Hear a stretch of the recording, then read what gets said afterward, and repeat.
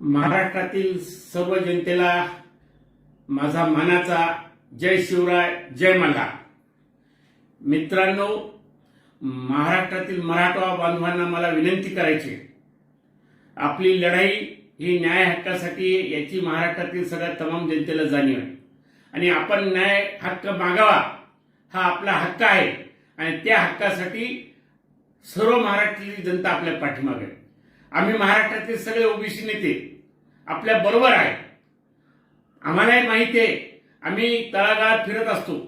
मराठा समाज सुद्धा गरीब आहे, त्यांचे पोरं सुद्धा सध्या त्यांच्या हाताला काम नाही आणि त्यांच्यामध्ये आरक्षण नसल्यामुळं समाजामध्ये भावना थोड्या प्रकारची वेगळी होत चाललेली आणि म्हणून त्यांनाही आरक्षण असलं पाहिजे या मताचे सगळेच आहेत।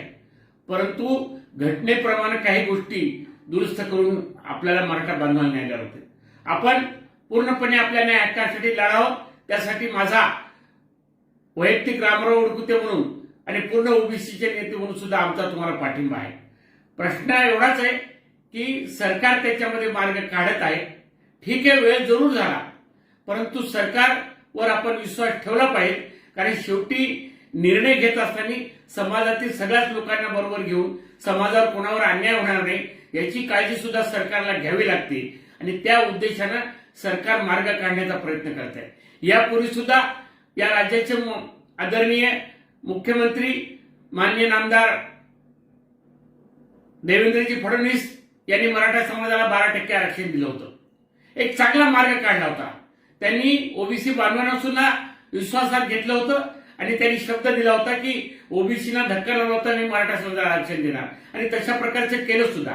कोर्टामध्ये हायकोर्टात ते आरक्षण टिकलं सुद्धा, पण दुर्दैवानं पुढे काय झालं हा राजकारणाचा भाग होते, मी बोलला तर त्याच्यामध्ये मी बोलू इच्छित नाही, पण दुर्दैवानं सुप्रीम कोर्टामध्ये ते आरक्षण टिकलं नाही आणि म्हणून आज मराठा बांधवावर ही वेळ आली। मला या निमित्तानं पहिल्यांदा मराठा बांधवाला हात जोडून विनंती करायची, आपण आरक्षण मागा, आपण जो हक्क आहे त्याच्यासाठी रस्त्यावर उतरा, आम्ही तुमच्या बरोबर आहे। परंतु जे बांधव आत्महत्या करतात त्यांना पुन्हा एकदा हात जोडतो की अशा प्रकारचे पाऊल आपण उचलू नका, कारण आपण समाजासाठी झटावं हे जरी असेल, परंतु आपण ज्यांनी आपल्याला जन्म दिला त्यांच्या काय भावना होत असतील, आत्महत्या झाल्यावर त्यांच्यावर काय वेळ येत असते याचा सुद्धा आपण जरा विचार करा आणि म्हणून हे टोकाचं पाऊल पहिल्यांदा उचलू नका अशी आपल्याला पुन्हा एकदा नम्र हात जोडून विनंती करतो। आपल्या बरोबर सगळा महाराष्ट्र आहे, आम्ही ओबीसीचे सुद्धा नेते, आम्ही मराठा समाजाला मोठे भाऊ मानतो, परंतु आमचं तुम्हाला एवढंच म्हणणं आहे की सरकारला मार्ग काढू द्या, छोट्या भावातल्या ताटातलं घेऊ नका, अशा प्रकारची आपल्याला सुद्धा आम्ही विनंती करत आहे। मला जरंगे पाटलाला मनापासून धन्यवाद द्यायचे। आमचा धनगर समाज सुद्धा आरक्षण चालू आहे। घटनेनं तर आम्हाला 36 नंबरवर आदिवासी म्हणून जाहीर केले, तरी सुद्धा 75 वर्ष झाले आम्हाला न्याय मिळत नाही। त्या न्यायासाठी धनगर समाज लढत आहे। जरंगे पाटलाला पुन्हा मनापासून धन्यवाद द्यायचे। ते चोंडीला जाऊन त्यांनी धनगर समाजाच्या आरक्षणाला पाठिंबा दिला, त्यांनी आश्चर्य व्यक्त केलं। मला तर एक नवीनच कळालं म्हणले की धनगर समाजाला या राज्यात वेगळं, या राज्यात वेगळं, महाराष्ट्राचाच एका जातीला केंद्रात ओबीसी, राज्यात एनटी, अशा प्रकारचं इलेक्शन आरक्षण आहे याची सुद्धा त्यांनी एक आश्चर्य व्यक्त केलं। पण हे राज्य घटनेप्रमाणे चालते, काही गोष्टी चालतात। आम्हाला एसटीचं आरक्षण राज्य सरकार देऊ शकलं नाही आणि म्हणून त्यामधला मधला मार्ग हा एनटीचा काढला। खरं म्हणजे आमची ती मागणी नव्हती, परंतु सरकारनं फुलाची पातळीवरून एनटीचं आरक्षण दिलं। थोडाफार त्या निमित्त आम्हाला फायदा जरी झाला, परंतु आमची सुद्धा ही मागणी आहे, पण त्याला सुद्धा जरांगे पाटलाने पाठिंबा दिला आणि मराठा आणि धनगर एकत्र आपण लढूया असं सरकारने म्हणले। मी खात्रीने सांगतो की पूर्णपणे आमचा, मी तर तुम्हाला जाहीर पाठिंबा व्यक्त करतो, परंतु ते करत असताना आपण टोकाचे पावले न उचलता आपण एक चांगली शांतपणे ज्या पद्धतीने जरांगे पाटलांनी विनंती केली की आपली लढाई टोकाची, मला खात्री आहे उद्याच्या सोमवारी उपसमितीची बैठक आहे, त्यामध्ये निर्णय घेतला जाईल। सरकार पूर्णपणे मार्ग काढण्याचा प्रयत्न करेल आणि सरकार चालत असताना कुठल्याच जातीवर अन्याय होऊ नये याची सुद्धा भावना सरकारची असल्यामुळं सरकार सगळ्यांना बरोबर घेऊन कुठल्यावरही अन्याय होणार नाही अशा प्रकारचा मार्ग काढणार आहे। मला खात्री आहे आज गावोगावी गावबंदी केलेली आहे, पुढाऱ्यांना अडवतात।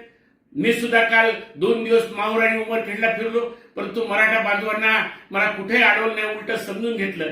त्यांचा फक्त मराठा आमदारावर मराठा पुढाऱ्यावर एवढाच राग आहे की जसे बाकीचे लोक आपल्या जातीसाठी शब्द उच्चारतात तसं आपण सुद्धा काही बोललं पाहिजे ही त्यांची भावना आहे. त्यांची भावना काही चुकीची नाही, परंतु लोक बोलत सुद्धा आहे. काही ठिकाणी जरी हे करत असतील पण तू मराठाचे पुढारी सुद्धा हे आरक्षण मिळालं पाहिजे अशा प्रकारच्या भावना सगळीकडे मांडल्या जात आहेत. आणि म्हणून आपल्याला मी पुन्हा खात्री देतो की सरकार पूर्णपणे माननीय एकनाथराव शिंदे साहेब असतील, देवेंद्रजी फडणवीस असतील, माननीय अजितदादा पवार असतील, हे चांगल्या प्रकारचा मार्ग काढून लवकरात लवकर मराठा समाजाला आरक्षण देतील याची मला खात्री आहे. मला पुन्हा एकदा विनंती करायची की आपली न्याय लढाई चालू द्या. आमचा आपल्याला पाठिंबा राहील, परंतु टोकाचं पाय लावून आत्महत्या करू नये अशा प्रकारची मी विनंती करतो. आत्महत्या केल्यानं हक्क मिळणार नाही. आपण सामंजस्यानं लढावं. शिवरायाचे आपण होतं का, शिवरायाचे आपण शिवाजी महाराजांनी आपल्याला लढायला शिकवलेलं आहे आणि म्हणून आपण आत्महत्या न करता आपण लढलं पाहिजे आणि आपला हा न्याय हक्कासाठी आपण रस्त्यावर उतरलं तरी हरकत नाही. आणि शांतता मार्गाने महात्मा गांधीनं या देशात शांतता मार्गाने इंग्रजांना काढून दिलं. आपण तर राज्यामध्ये आपल्या न्याय हक्काची मागणी मानतो आणि म्हणून शांततेनं सगळं काही मिळतं. आपण ती लढाई करूया एवढीच विनंती या ठिकाणी करतो आणि आपल्याला जाहीर पाठिंबा देतो. जय मल्हार, जय शिवराय.